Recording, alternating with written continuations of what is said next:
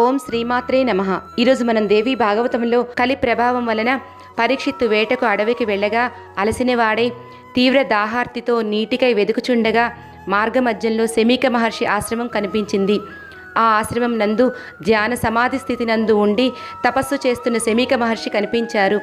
పరీక్షిత్తు ఆయనను నీటిని ఇచ్చి తన దాహార్తి తీర్చమని కోరగా నిశ్చల సమాధి స్థితిలో ఉన్న ఆ మహర్షి పలుకలేదు.